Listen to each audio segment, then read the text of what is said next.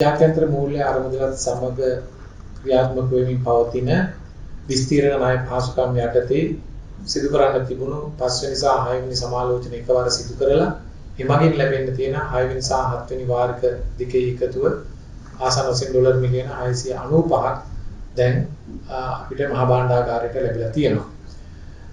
සමස්තයක් වශයෙන් ගත්තාම තවත් වාරික දෙකක් අපිට ලැබෙන්න නියමිතයි 2027 මාර්තු වෙනකොට මේ අවසාන සියල්ල අවසන් කරන්න බලාපොරොත්තු වෙනවා.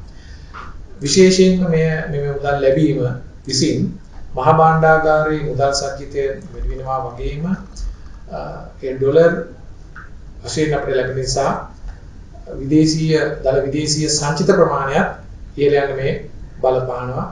ඒ වගේම රට ඇතුලේ යම් ඩොලරයට සාපේක්ෂව රුපියල අවප්‍රමාණ වෙනවායි කියලා පසුගිය සති කීපේ පුරාවම පදනම් විරහිතව ගොඩනගන ලද තත්වයට පිළිතුරක් බවට පත් වෙනවා. මොකද වෙළඳපොලේ සාමාන්‍ය බලවේග මත තමයි මූල්‍ය වෙළඳපොළ ක්‍රියාත්මක වෙන්නේ. මහා බැංකුවේ මැදිහත් වීමෙන් මිල ස්ථාවරත්වයේ සහ මූල්‍ය ශාස්ත්‍රීය ස්ථාවරත්වය අත්පත් කරගෙන තියෙනවා. ඉතින් මම හිතනවා මේ මුදල් ලැබීම විසින් වෙළඳපොළටත් සංඥාවක් ලැබෙනවා.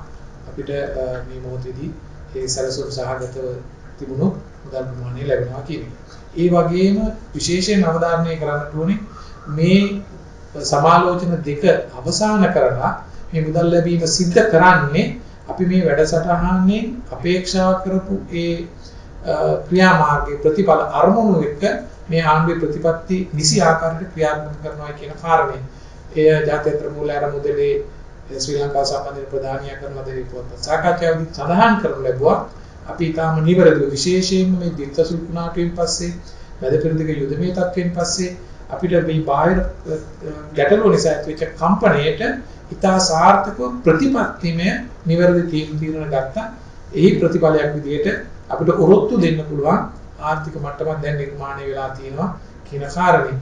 ඒ වගේම 2025 වර්ෂයේදී අපි සියලුම quantitative performance criteria කියලා අපි ප්‍රමාණාත්මකව මේ කාර්ය සාධනය සම්බන්ධයෙන් ලබා ගන්න නිර්ණායක සියල්ලක්ම ඉෂ්ට කරයි කියන කාරණේ මේක ඇතුළේ තියෙනවා.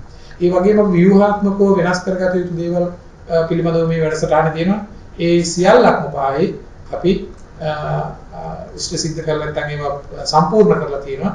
ඒ අනුව පෙනෙනවා රට ඇතුලේ ආර්ථික ස්ථාවරත්වයේ මූල ස්ථාවරත්වයේ අත්පත් කර ගැනීම සඳහා අපි මේ වැඩසටහනේ අනුව නියම ආකාරයට වැඩ කටයුතු කරනවා කියන කාරණය ඕනෑම කම්පණයකදී ඔරොත්තු දෙන්න පුළුවන්. ඒකට ප්‍රතික්‍රියා දක්වන්න පුළුවන් ප්‍රතිපත්තිමය වශයෙන් නිවැරදි ප්‍රතික්‍රියා දක්වන්න පුළුවන් ප්‍රතිපත්ති අපි අනුගමනය කියන කාරණය. ඒක හොඳම උදාහරණය තමයි මෙවැනි කම්පනයක් එනකොට බොහෝ දුරට අවධානයට ලක් වෙන ජනතාව පීඩනයට වැඩිපුරම ලක් වෙන ජනතාවට යම් සහන ලැබෙනවා අඩුයි. නමුත් අපි මේ මොහොතේදී මේ සියලු අරමුණු ඉෂ්ට කරගන්න ගමන්ම අපිට පුළුවන්කම ලැබුණා ද්විත්ව සුල්කුණාටුවට රුපියල් බිලියන 500ක් 2025 වර්ෂයේ වෙන් කරන ගමන් විශේෂයෙන් මැද පෙරදිග මේ යුදමේ තත්ත්වයේදී අපි නැවතත් රුපියල් බිලියන 100ක් වෙන් කළා විශේෂයෙන් ශේෂ්ත්‍ර ගණනාවක මේ අර අවදානමට ලක් වෙච්ච කණ්ඩායම් වලට අදාළ සහන ලබා දෙන්න.